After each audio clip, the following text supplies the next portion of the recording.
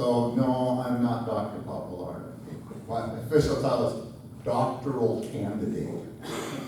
Doctoral candidate.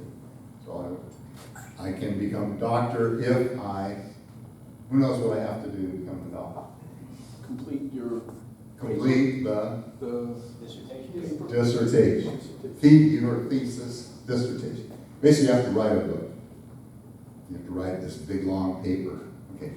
So I'm working on that. So the title, you want to know the title? Yeah. Yes. It's called The God Effect. The long-term influences of mystical experiences. Okay, so that's the official title. So a mystical experience means having direct encounter with God. Okay.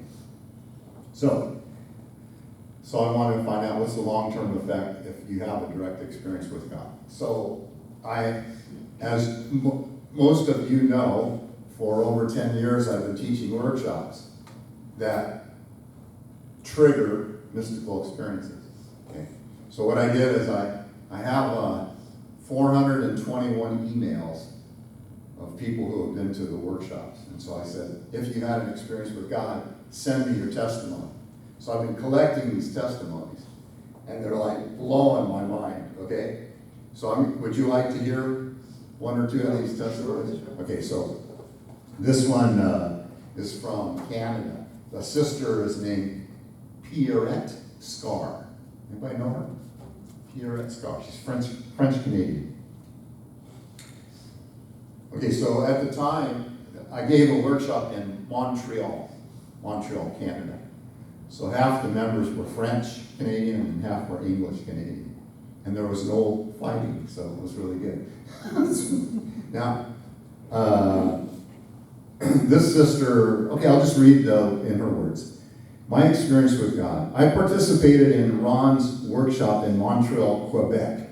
What I knew about God was from religions.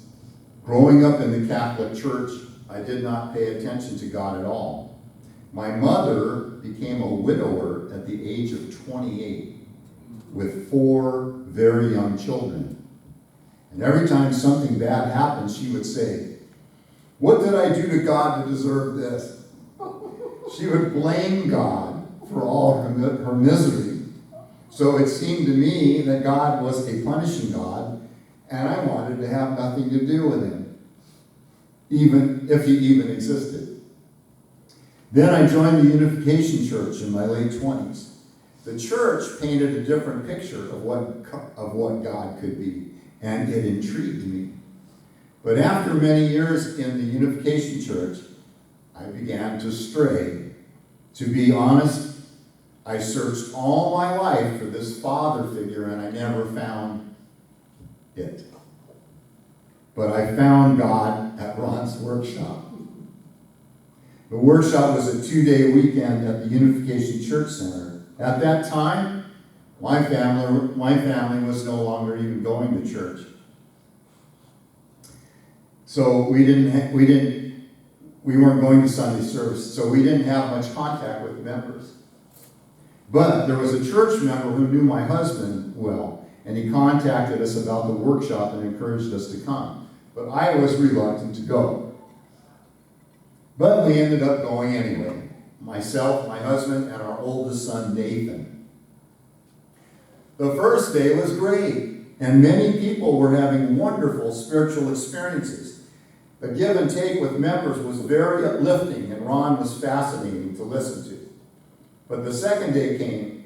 Everybody around me was having spiritual experiences, but not me. Nothing. At some point on the second day, I remember thinking, that's it. Here we go again. Nothing's happening for me. I'm just not good enough for God to pay attention to me. So I regretted coming to the workshop. And then I felt so deflated. But that's when something happened. Ron started guiding us through a guided meditation. I remember him guiding us to a beach and sitting on a chair at the beach, and then that's all I remember. It's really hard to describe what happened and how I felt. I wasn't even in the room anymore, and I couldn't hear Ron's voice anymore. I was bathed in light, a blinding white light. I heard nothing, but I felt a presence, and I suddenly felt a love that cannot be described in human words. It felt almost too much for me. The presence was love itself. I knew without a doubt it was God's presence. I felt so immensely loved. I don't know how long this experience lasted, but I suddenly felt my body begin to lift off from my chair. I started crying, and the tears were just flowing. Then I heard my son's voice talking to me and asking me if I was okay. Once I heard my son's voice, I came back to earth. But I didn't want to. I wanted to stay with this incredible love and light. When I opened my eyes, my cheeks were wet from my tears, and I was sobbing. My son and my husband were sitting on either side of me, and they looked worried. Nathan told me he was worried because I was crying, but also because I was lifting off of my chair. She started to levitate. Have you heard of that before? Yeah. He also felt himself starting to lift off from his chair. I was completely baffled by what happened and really surprised. Finally, God knows I exist, and he loves me. Ron then asked if anyone would like to share their experience, so I did. I recounted what happened in front of everybody with extreme enthusiasm. And then I went back to sit on my chair. I was walking on clouds. Ron was still at the front of the room, but he was looking at me funny, and I don't even remember this. It's so amazing. He was looking at me funny. He suddenly came up to me and kind of knelt in front of me, and he started to tell me things. His eyes were looking at me very intently. I don't remember everything he said, but I remember him telling me, do you remember when you were a little girl, you would open things up because you wanted to know how they were made and how they worked, like a broken TV or a radio? Then he said, I put this sense of curiosity inside of you. And I was like, what? What is he talking about? I realized it wasn't Ron talking to me, but God. As a child, I was very curious, and I used to try to fix radios and electrical stuff. To this day, I'm still very inquisitive, and I need to know the reasons for everything. Ron would not have known about that. Ron also said, remember that you are God's daughter in whom he is well pleased. That sentence has stayed with me to this day. Nathan also noticed a change in Ron's eyes. After a few minutes, it was over and Ron was back to himself. I wondered if Ron was even aware of what was going on, but it was freakingly amazing, to be honest. I always felt I wasn't good enough for God to love me. But he took the time to show me his love and to talk to me directly. I knew for certain after that experience that God is always with me and that his love for me will never change. I have spiritual experiences from time to time, and I know they are signs from God. My relationship with God is an ongoing process, and my love for him is ever growing.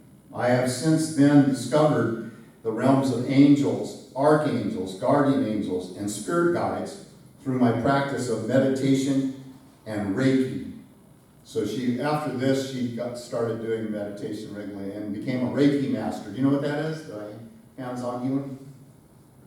I believe this experience was the starting point of my ongoing spiritual journey.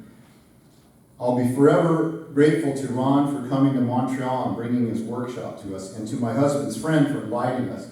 We received so much love from Ron and his wife Connie. I could feel their love for God, and they helped many people on that day to reconnect with our Creator. Thank you. So that's that one.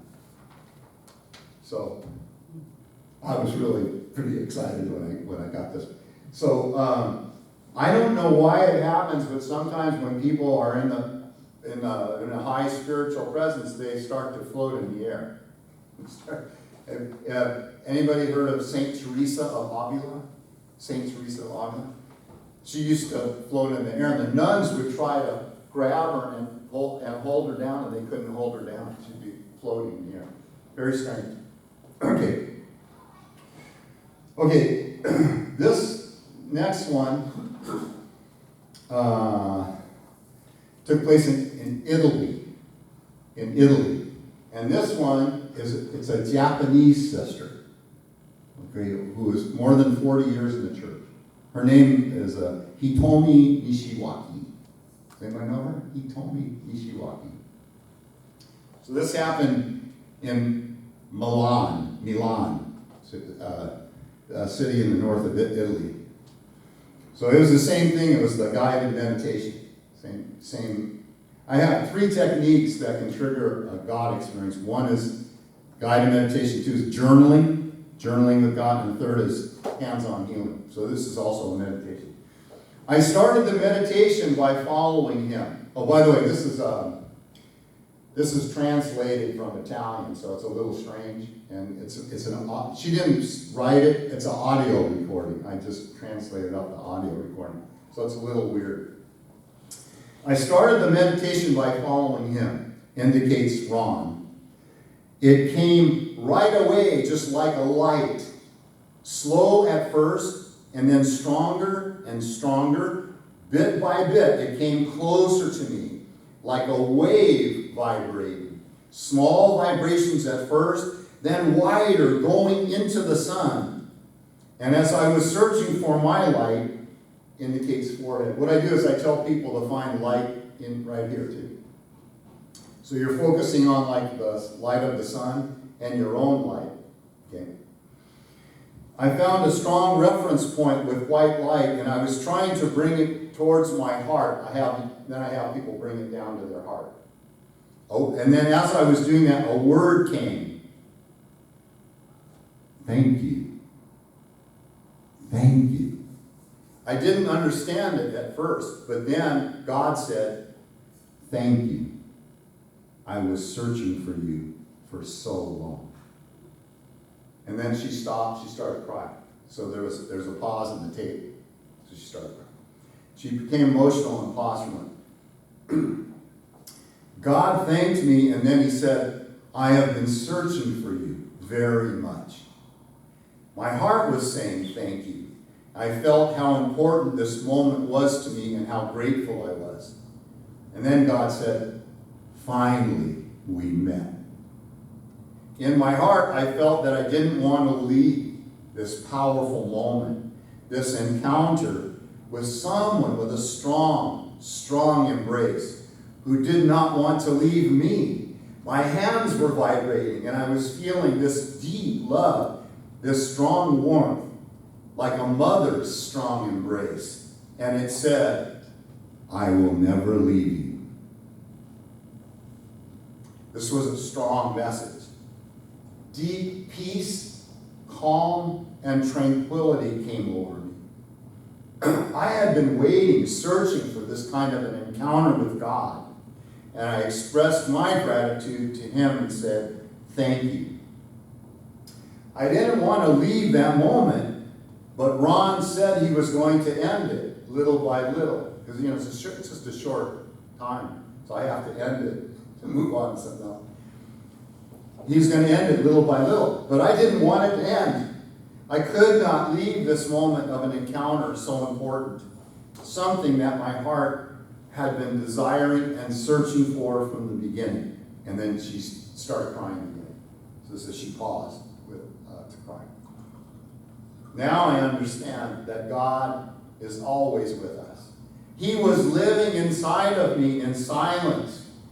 I, who hadn't understood that God gave me the gift of feeling his love all the time. It was a very short time of meditation, But I'm tremendously grateful for this opportunity, for this moment I was able to have due to Ron's workshop meditation today. We have this capacity that God gave us.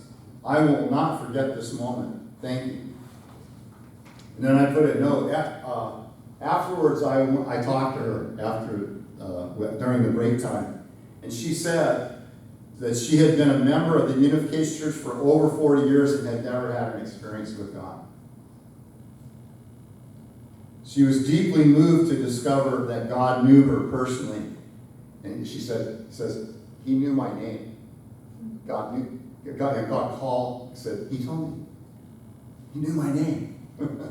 Isn't that awesome? All right. Is that it? Or do you want one more? Or no. Sure. Okay. Actually, I'm going to do one that didn't work. Okay. So we can learn. Because sometimes this works and sometimes it doesn't. Okay? So I'm gonna share one. This also was in Italy. And this sister was raised Catholic, Roman Catholic, Italian sister. So this actually I think is this is out of my book, Experiences with God. So it's in there as well. It's been my experience, this is me talking. It's been my experience that if we believe that we're sinful and therefore not worthy to experience the love of God, we block the experience. Okay? I have found it to be the number one block that I have to overcome in these workshops.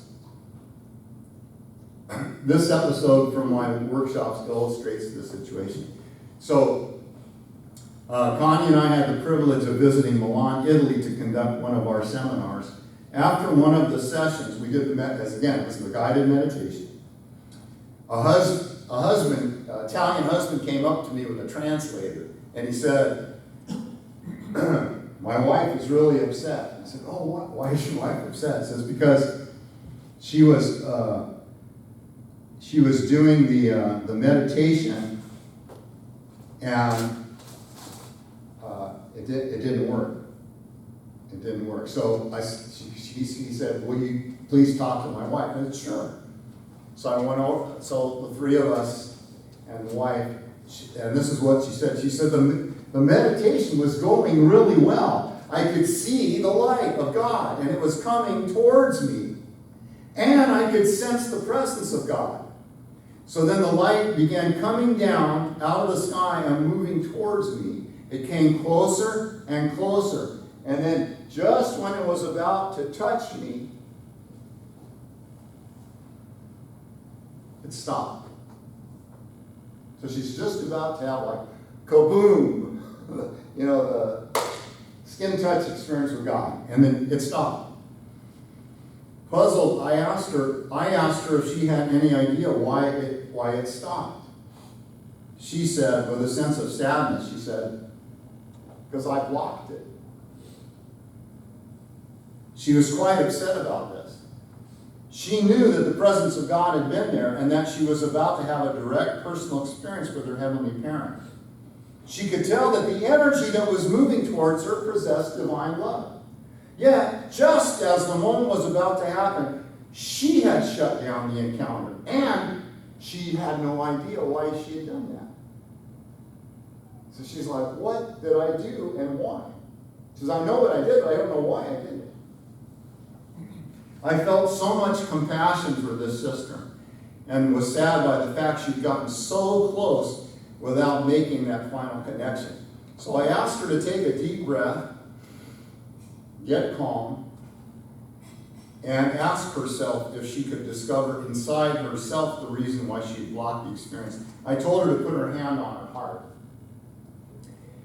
And then I asked her to close her eyes. Sometimes when I do this, I'll ask the person to put their hand on their heart and then ask the question. So she put her hand on her heart, closed her eyes. She asked, why did I shut it down? And like within 2 seconds, her eyes just popped open like this. And she knew. She opened her eyes with an expression that revealed to me that she found the answer. And this is what she said. She says, I blocked the experience of receiving the love of God because I didn't think I was worthy of it. I didn't think I deserved it. It's the number one block. Isn't that interesting? And how do you think God feels? He's just about ready to give you a big hug and you close the door. That's what we do. When she said this, I started to choke up. Even though she was a middle-aged woman, I could feel her heart as if she were a young child. The Spirit of God welled up inside my heart, and I hugged her. I'm sorry. As I tenderly held her, I began to speak, feeling that I was speaking for God to this daughter, and I told her how precious she was to God, how much He loved her and appreciated everything about her. I could feel the energy of God's love flowing from me to her, and she could feel it also. So she began to cry. And I'm sure it was a profound and important experience for her. Nevertheless, I was saddened by the fact that she didn't feel worthy to receive that love directly from her heavenly parent and had blocked the experience. Even though she received God's love through me, it's not the same thing. I'm a poor substitute to God. For God, there's nothing like having the direct experience. Okay? So that's that. Okay. Any questions? I have bunches of these. So, okay, 400. so, Yeah, go ahead. so your thesis is about the long-term. Long-term effect of Okay, it. so how can you, collect that data, analyze it, and. So You have in- an hypothesis, right? That it's. Yeah, so in addition to the testimony, they also fill out a survey.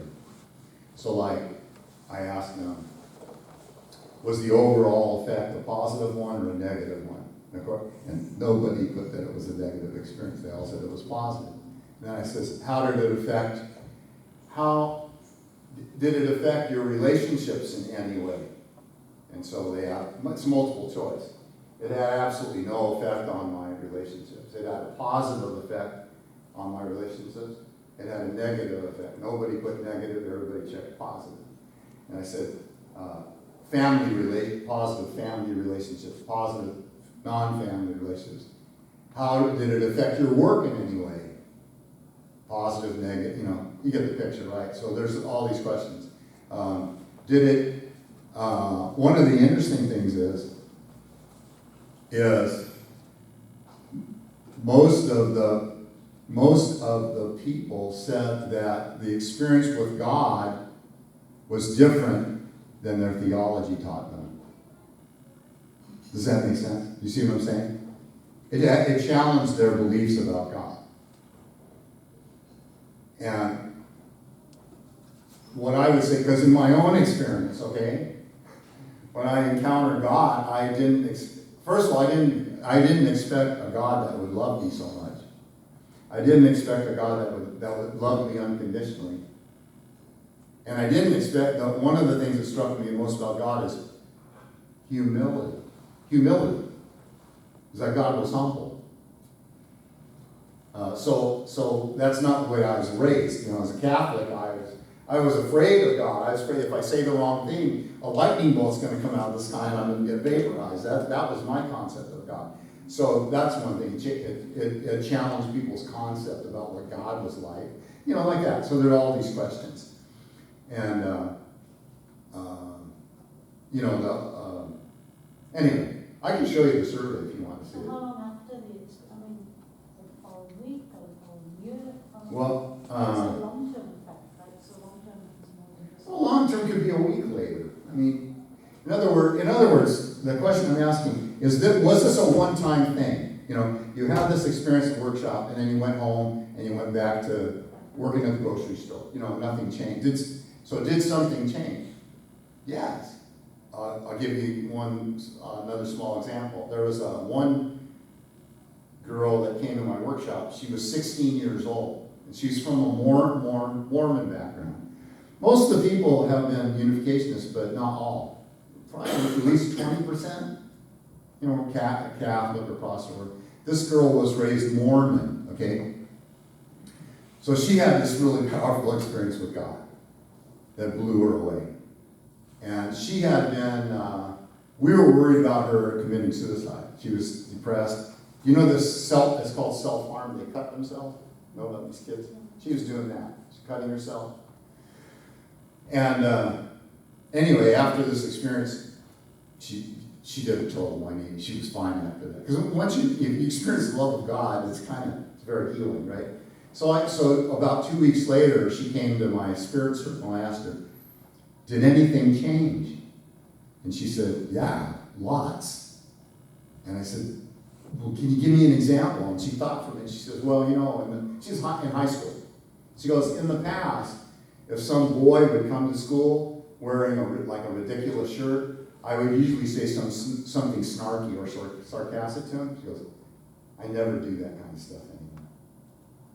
So she stopped bullying people. Now that's serious. In my view, that's pretty serious. That's pretty significant transformation. Okay, so that's what I'm talking about, long-term effect. Was it just in the moment, or did it affect other things?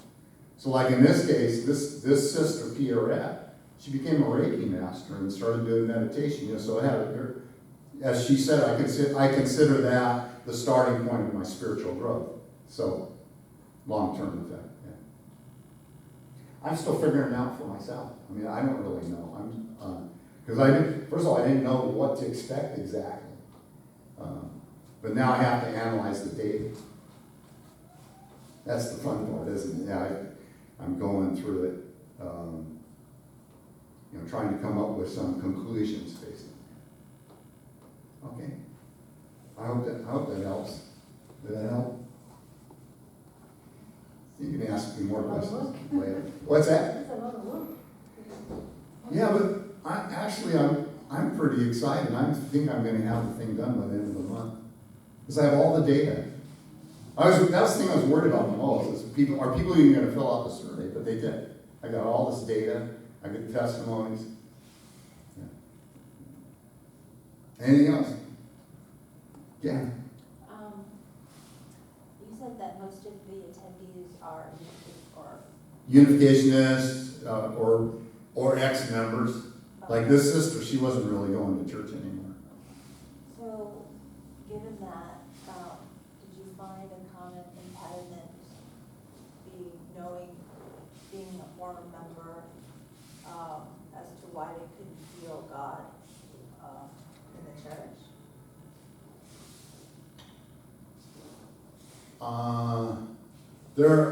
There are a lot of active members of the church who don't feel God at the church. And could you summarize what they're experiencing, that they can't feel God?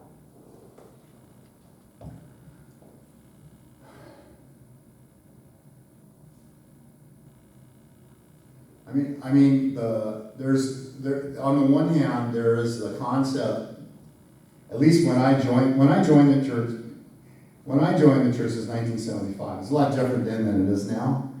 There was a focus on that God was a God of unconditional love. Okay? But now I'll give you an example. I'm doing one of these workshops in Albuquerque a couple weeks from now. Okay? So there's this one sister. So there's one space left. Okay? There's room for one more. And there's this sister that wanted to come, but she couldn't. She said, I can't pay the workshop fee because I have to save up money for the 13 evil spirits. You know what I'm talking? Have you heard about this? Or some ancestral liberation thing or something. She's saving up money for this thing for the church. So the point is on the one hand, we teach unconditional love of God, but we don't really practice it. It's like, no, you got to do this donation, and you got to liberate your ancestors, or they're going to accuse you when you go to the spirit world because you didn't. You see what I'm saying? And so there's like, in fact, one of the testimonies I have heard here is one sister. She started struggling. She said that one thing that was an impediment to her having a direct experience with God was the theology that God does 95%, but we do 5%. You know about this? 95 and 5. But in order to do the 5%, it takes 100% of your effort. Have you ever heard that before? Yeah, it takes, in other words, you gotta really, and she feels like she hasn't fulfilled her 5%, and therefore God would never come to her and hug her. So that was her block. So sometimes our belief system is an impediment to the divine experience. I hope that helps, but otherwise I have no clue. Do you think that that is really our theological block, or is it something from, lack trauma from childhood, or, in our life that, it's not necessarily, we create the concepts, right? We create those concepts. It's not necessarily the truth. So it's like the unworthiness is not necessarily because the church is teaching you're unworthy, but that, you felt that your whole life, ever since you were a little one, whether you didn't get the affirmation you needed, there's, But if you're right. I was raised Catholic. Talk about guilt trip, okay? You're a miserable sinner, right? In fact, one of our songs was, "Oh Lord, I am not worthy that thou shouldst come to me." So I was indoctrinated with that from this high. But we have it in our church too. The holy song ends, "I can never stop feeling how unworthy am I." It's pumping the same dogma back into the brain. Yeah, but also those kind of songs, according to where we are in the providence right now, are from the providence and restoration age. We're moving into John Luke, right, from Foundation Day. Yeah. And those kind of, Those concepts should go away, right? They need to go away because Yeah. we're meant to be in direct relationship with But my point is, you're absolutely right, 100%, and I agree with you. My point is when I'm working, I've taught more than 1,000 church members these techniques. And the ones that can't make the breakthrough are the ones who don't believe that they're worthy enough. There are other blocks too. Another one is anger. If people are holding on to a grudge, unforgiveness of heart, that can be a block too. So there are other blocks, but that's the main one. I'm just telling you from my experience, that's what I run into. How to fix it, I don't know, but that's what I run into. Just a few comments. First of all, in order to have a spiritual experience or to get rid of alcohol or drugs or anything, you have to want to have it. So in your dissertation, it's important, I think, to realize that people have to want to change and they have to want to experience something. That's number one. And sincerity is very, very important. Sincerity. That's another thing. Yeah. And the thing about the 13 spirits, I'm not going to get into it here, but every time they talk about that. They don't push or tell people they're going to go to hell if you don't do it. But it's, your situation and your finances. And even right now, what's happening in April, we're always asked to give money for the birthdays, the anniversaries, the celebrations, but it's what you have. So, Ron, you never went to Chum Chum, so I appreciate you speaking, and I agree with almost everything that you said, and I'm glad that you're talking about your dissertation, that you're going to do this but I believe a lot of us can have spiritual experiences every day in our life if we're willing to listen to and feel the presence of God through people, the environment, or through others. But I've had very deep and profound experiences at Chum Chum that I will never, never forget. I do not feel guilty. I was raised a Catholic. I don't do anything out of guilt. But I feel that it's important that I do it. So I think you have to be careful a little bit, Ron. But I appreciate it. Careful about what? I'm just sharing my experience. I'm not hiding anything, and I'm not condemning anything. I'm just sharing what people have communicated to me. I'm going to be absolutely honest with the dissertation. I'm not going to pull any punches.